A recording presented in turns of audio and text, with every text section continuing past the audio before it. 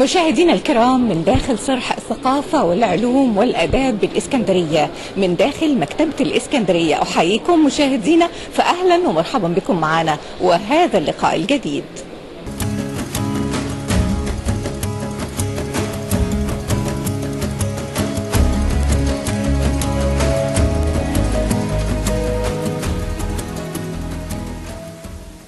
مشاهدينا، تحت شعار العلوم الحياتية الجديد العقد المقبل، نظمت مكتبة الاسكندرية بالتعاون مع المنتدى العالمي للعلوم الحياتية مؤتمر بايوفيجن الاسكندرية لعام 2014 بحضور ومشاركة كوكبة من أبرز العلماء والباحثين من مختلف أنحاء العالم.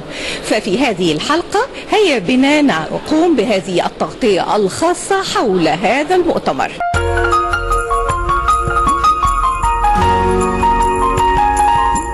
يهدف مؤتمر البايوفيجن إلى اكتشاف آفاق علمية جديدة ومناقشة التغيرات الجذرية في العلوم الحياتية وتقنيات الجيل الجديد التي نحتاجها لمواجهة التحديات والأخطار العالمية الجديدة. ويركز المؤتمر على 3 محاور هامة هي الصحة، الغذاء والزراعة والبيئة.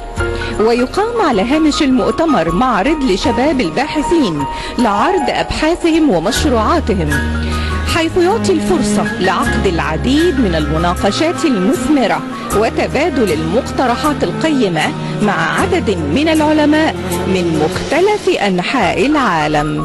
الاتحاد الأوروبي هو الشريك الرسمي لحدث هذا العام بايوفيجن ألكسندريا في مؤتمر مكتبة الاسكندرية الدولي السابع، والذي يعقد مرة كل 2 ويقام المؤتمر في الفترة من 7 إلى 9 من أبريل الجاري، وتنظمه مكتبة الاسكندرية بالاشتراك مع المنتدى العالمي للعلوم الحية. ويعد المؤتمر استكمالا لتقليد بدأ عام 1999 في ليون بفرنسا، حيث يعقد مؤتمر BVA مرة كل عام زوجي بالتبادل مع المنتدى العالمي للعلوم الحية، والذي يعقد كل عام فردي في ليون منذ عام 2004. وينظم الاتحاد الأوروبي جلسة في أول يوم للمؤتمر لتقديم برامجه الجديدة في إطار التعاون بين الاتحاد الأوروبي ومصر في مجال التعليم العالي والبحث والابتكار. وتشمل البرامج الجديدة مثل برنامجي هوريزون 2020 وإيراسموس بلس. ويعرض الاتحاد برامج الاتحاد من خلال الجناح الذي يقيمه على جانب المؤتمر، حيث يتم توزيع المعلومات عن كيفية المشاركة في هذه البرامج. ويعد بايوفيجن ألكسندريا محفل هام يجمع متحدثين متميزين وحائزين على جوائز نوبل من كل أنحاء العالم. الفكرة الأساسية لهذا العام هي العلوم الحية الجديدة العقد القادم، ويهدف المؤتمر إلى الذهاب في رحلة إلى العقد القادم واستكشاف جبهات علمية جديدة والتحاور بشأن تغيرات أساسية في العلوم الحية، بالإضافة إلى التحاور بشأن الجيل القادم من التكنولوجيا، وهي كلها أشياء ضرورية لمواجهة العقبات والتهديدات التي تواجهنا على المستوى العالمي.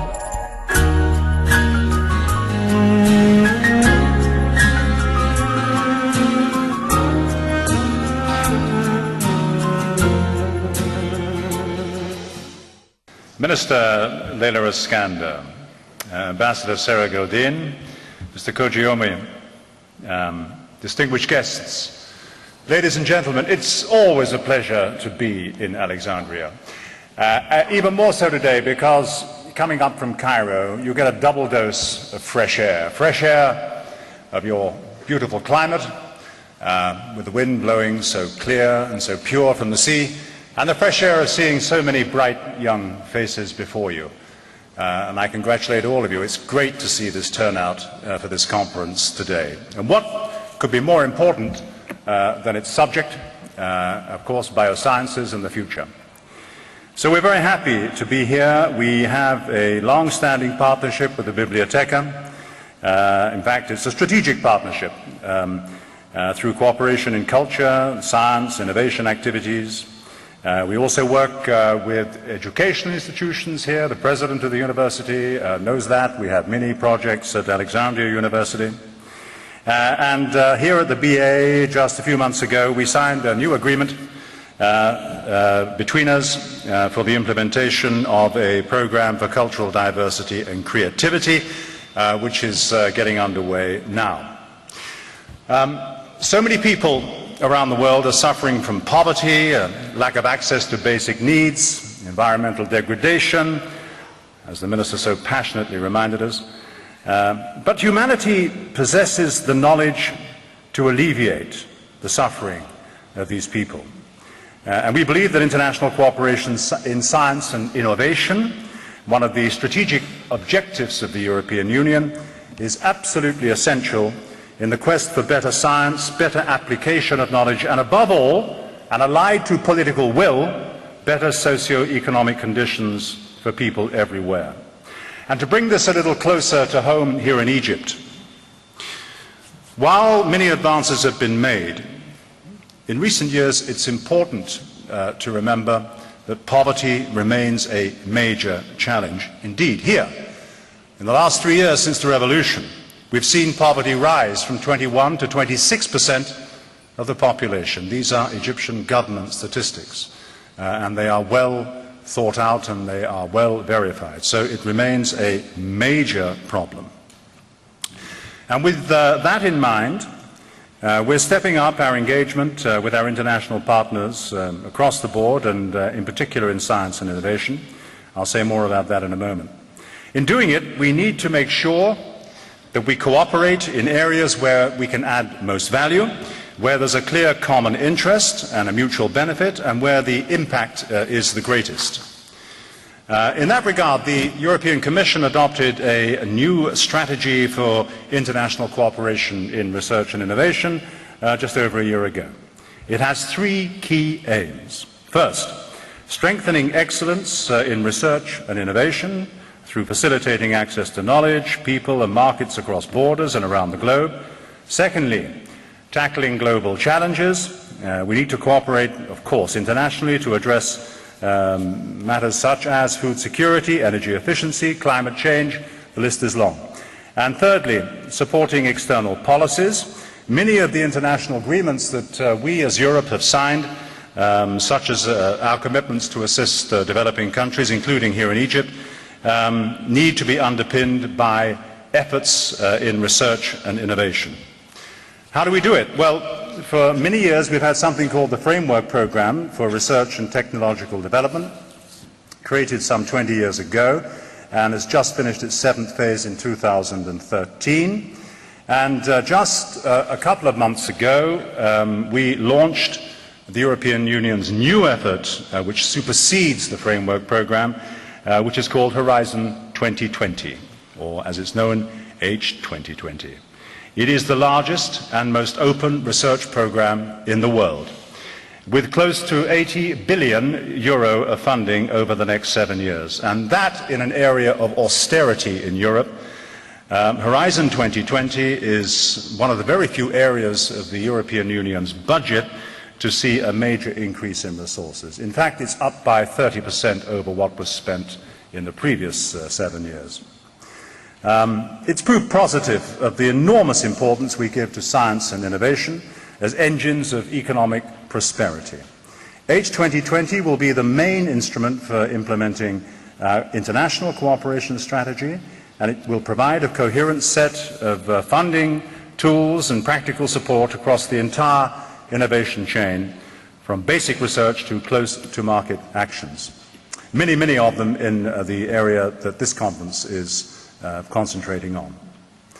Under the 7th Framework Programme, when we're building on this, we've had a number of activities. Researchers from 80 different countries have participated in the very successful Marie Skłodowska-Curie actions.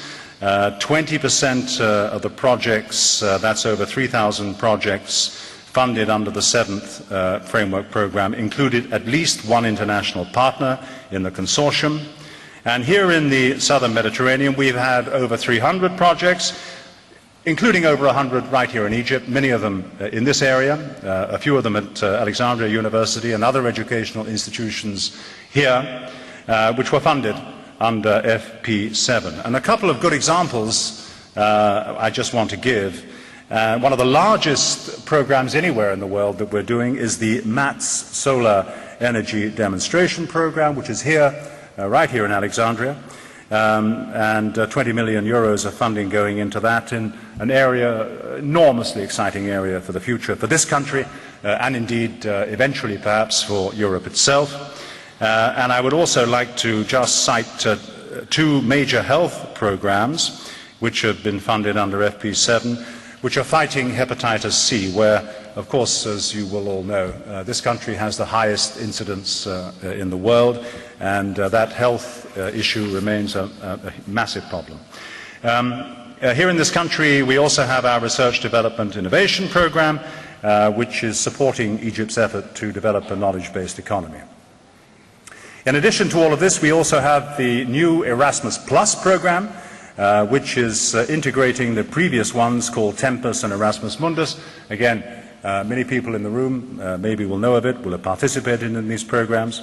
The new effort simplifies and increases the budget of the program, and we should be able to offer more financial support for mobility of students and researchers and cooperation amongst higher education institutions, both within Europe and around the world, and above all in our, what we call our neighbourhood, right here in the southern Mediterranean and in Egypt.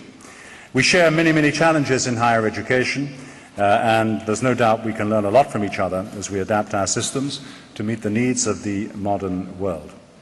I hope that there will be good participation in all of this. And I'm saying all this, of course, by way of marketing, because right outside here we have a stall where you can learn more about how to participate in these various programs and what they're all about, and I hope you will take advantage of that. Let me add, ladies and gentlemen, Excellencies, that the fast-growing needs of this population and others mean that the task before us is urgent. Erasmus is named after the great Dutch scholar Desiderius Erasmus, who lived about 500 years ago. He said, "You must acquire the best knowledge first and without delay." He means excellence. It's the height of madness to learn what you will later have to unlearn. The sooner we can get down to this cooperation, the better for everyone. And I hope that people will take advantage of that. The turnout is extraordinarily impressive. مشاهدينا الكرام، ومن داخل أجواء مؤتمر بايوفيجن ألكسندريا العام 2014 يسعدنا أن يشرفنا ويكون معنا ضيفنا الكريم رئيس وفد الاتحاد الأوروبي، وهو الشريك الرئيسي مع مكتبة الاسكندرية في تنظيم هذا المؤتمر، مؤتمر البايوفيجن 2014. Welcome to Egypt, Mr. Morris. Good to be here. Thank you. Being an official partner in organizing this conference with the Bibliothèque Alexandria about BioVision, we'd like to know your contribution in this conference and the new programs presented, especially to youth, Egyptian youth here, concerning the main topic of this conference of BioVision. Well, the European Union puts a great deal of effort and attention into cooperation with Egypt across the board, and we're here to talk about science, innovation, and we have a number of programs which are contributing to that here, and we're telling people about it. We have the Horizon 2020 program, and we have Erasmus programs which are being used to the benefit of many universities, and eventually, of course, to the people of the country, because we cooperate together, Europe and Egypt, in the interests of finding solutions to everyday problems, poverty, environment, and so on. This conference is an important part of that. Yes. What about your contribution concerning encouraging Egypt in the field of solar system? Can you tell me about that? Well, this, of course, is an extremely exciting area for this country. In fact, within this country, not far from Alexandria, in the Western Desert, you have what the experts have said is the greatest potential anywhere in our region, Europe and North Africa, for solar energy in the future. And that's why we're investing quite a bit into research at the moment, into that very topic. We have a 20 million euro program here in Alexandria, which is a research program looking at ways and means of encouraging solar investment for the future. I'm convinced that within 10 years, not far from this city where we're standing, we will see a major new departure in world energy, and it'll be solar. We're not there yet, but first the science and the development, then we'll get there. I know that this conference, BioVision 2014, is a continuation of the BioVision held in Lyon, in France, in 1999. In your opinion, what about the main achievements created concerning the BioVision techniques during or since that time? I've had many achievements. There hasn't been one in Egypt for a little while. I think it's been difficult the last couple of years, what with all the turbulence after the revolution. The main thing is to see it back on track, and you can see 2,000 people are attending it today. Tremendous turnout, inspiring addresses, and a great conference, and I think it's going to make a tremendous contribution. What about your inspiration concerning the next decade? The next decade here in Egypt? Yeah. I'm optimistic. I think the country will move on, and I think it'll move on positively. We're not quite there yet. There's more to do on the politics, of course. You have elections coming. Very important those elections pass, that they're free, that they're fair, that they return the country to stability and democracy, all of that. But with any luck, by the end of the year, perhaps the country will be getting back on track. One thing's for sure. The European partnership with Egypt is forever. It's for the very, very long term. We have to do it. Apart from the fact we have much in common, we have to do it because the world is getting smaller. And our part of the world, the Mediterranean, is one of the smallest of all. Thank you very much. Pleasure. I really appreciate it. Thank you. Happy and good stay. Thank you.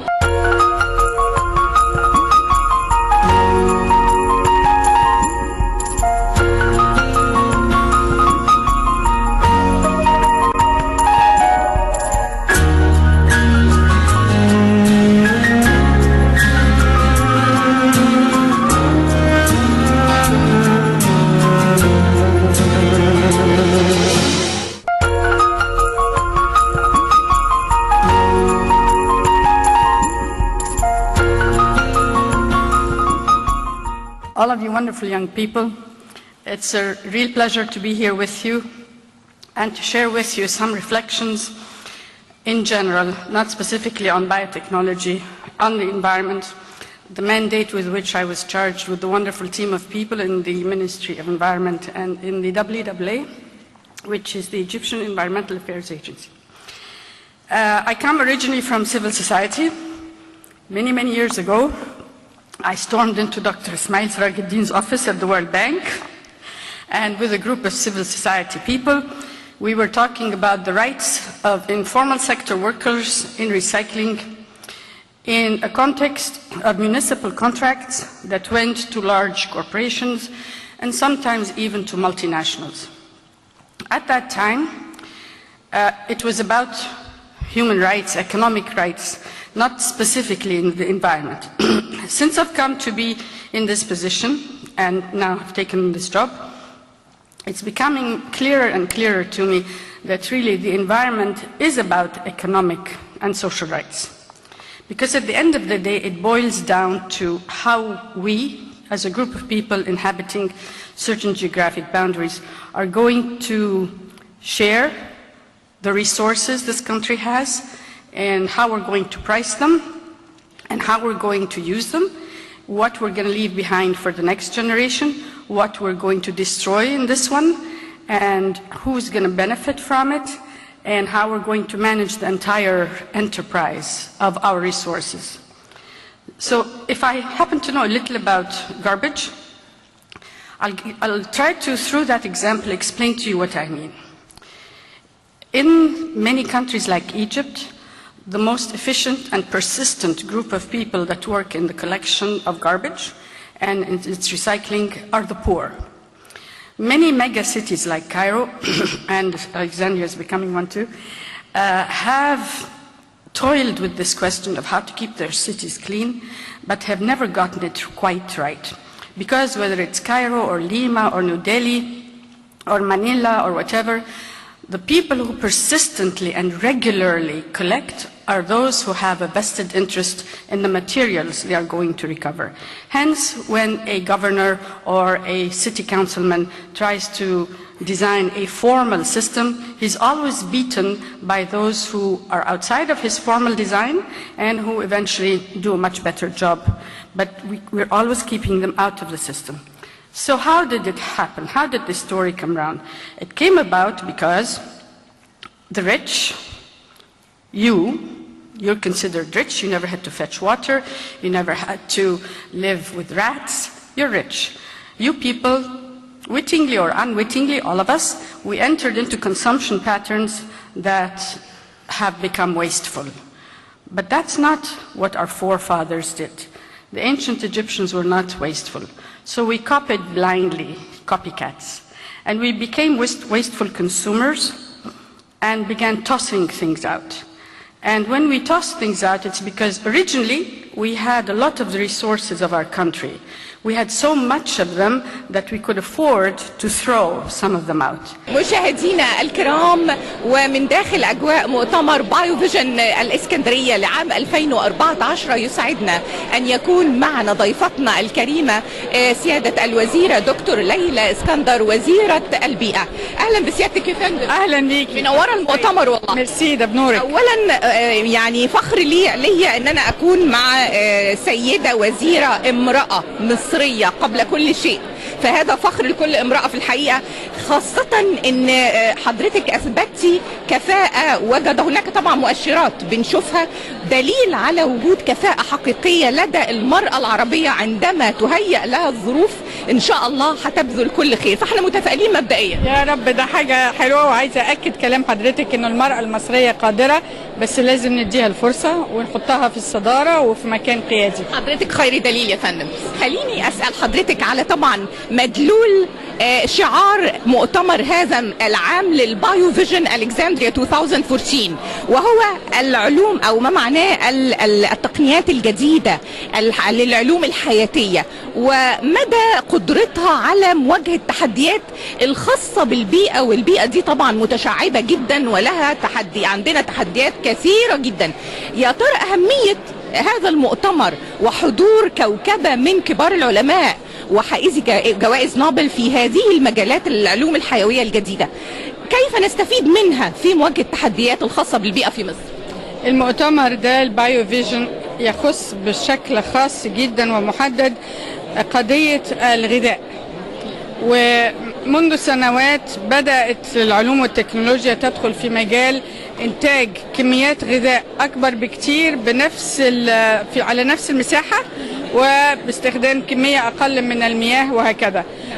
وصار جدل على الموضوع، لأنه بعد ما سموها الثورة الخضراء في الهند في السبعينات ابتدت الناس تثير الشكوك حوالين التكنولوجيا دي وتقول لا، دي ممكن انها تطلع محاصيل لا تقاوم الآفات، او محاصيل بتستخدم مياه اكتر بدل اقل، او محاصيل بتجيب سرطانات. صار جدل. فلما الجدل ده أثير وابتدت بقى شركات تعمل له استخدامات تجارية وتبيعه وتخلي الفلاحين ينسوا الطرق التقليدية وكده، قالوا لا، نرجع تاني للعلم. فالنهاردة المؤتمر بيقول يلا نتكلم بشفافية على موضوع التكنولوجيا في إنتاج غذائنا. هل هو مضر ولا لا؟ بيأثر على البيئة ازاي؟ بيعمل ايه في الأرض، في التربة، في المية وهكذا. لأنه ما عادش بقى ممكن إنه نخبي الحقيقة anymore، خلاص لانها في الحقيقه هتكون هي مضره مش على الانسان مش بس في مصر، ده في كل العالم كله يعني. بس الجدل هو على انه هل هي مضره ولا لا، واذا كانت جيده علشان هتحقق غذاء للعالم وللفقراء بالذات، فلو فيها اضرار ما يلا نتكلم عليهم ونعالجها. طيب بالنسبة لبقية التحديات، انتهت فرصة وجود حضرتك معايا، التحديات أهم التحديات اللي في يعني اللي بتواجه مصر في البيئة، وإزاي وإحنا بنخاطب المواطن العادي والمرأة على وجه الخصوص، إزاي يكون لها دور جنب الجهات التنفيذية؟ مستويات مختلفة من الدور، يعني بايو تكنولوجي، الفلاحة البسيطة هي اللي بتهجن المحاصيل في آخر الموسم، مش تجاه بقى أي حد مسؤول ولا جهات، لكن على مستوى تاني ما هي هم الشباب دول كلهم في جامعات مراكز بحوث، بعد كده هيدخلوا في أماكن بياخدوا فيها قرارات، وبعدين لحد ما يوصلوا لأماكن اتخاذ قرار. ففي كل مستوى ما كانتش المرأة أو مصري عموما متسلح بالعلم، والعلم المحايد والناقد، يبقى هيعك الدنيا.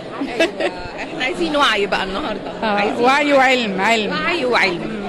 طيب حضرتك يعني بالنسبة لمنظومة، بالنسبة للبيئة النظافة، أنا أعرف أن حضرتك لك مجهود كبير في هذا المجال، بأن احنا نرجع نشوف بلادنا تاني نظيفة، وموضوع أن هو إن أنا لحد علمي أن أنتوا عايزين توصلوا للمنبع، يعني ما معناه الفرز وتصنيف القمامة، يبقى عندنا هذا الوعي. حضرتك مدى تفاؤلك بأن يصل هذا الوعي لكل المواطنين وكل الأسر وكل السيدات بأن يتم الفرز من البيت، وممكن أمالك إيه أن ممكن نبدأ فعلا في تنفيذ هذه المنظومة المتكاملة، تكون سيستم عمل حقيقي للنظافة في مصر؟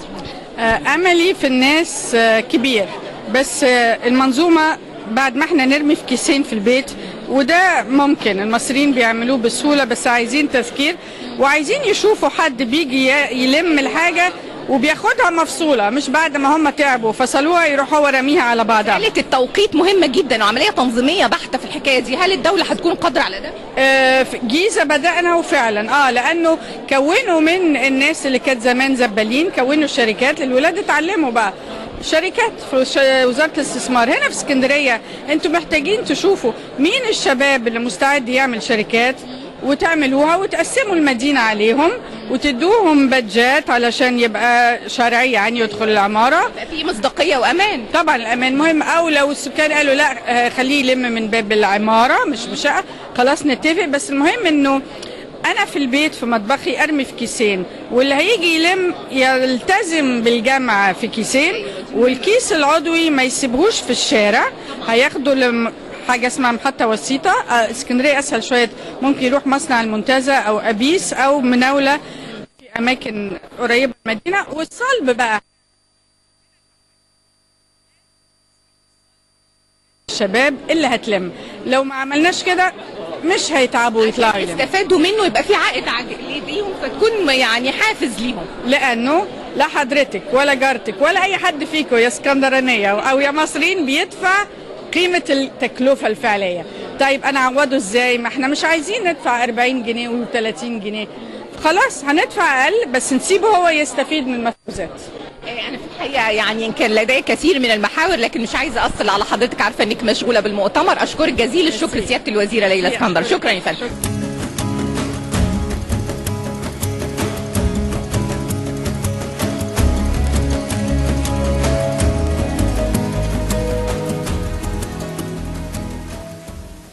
مشاهدينا الكرام، كنا في تغطية خاصة حول فعاليات مؤتمر بايو فيجن الاسكندرية لعام 2014 حول العلوم الحيوية الجديدة، مع كل الأمال بطموح علمي جميل ينقل مصر إلى مصر المستقبل.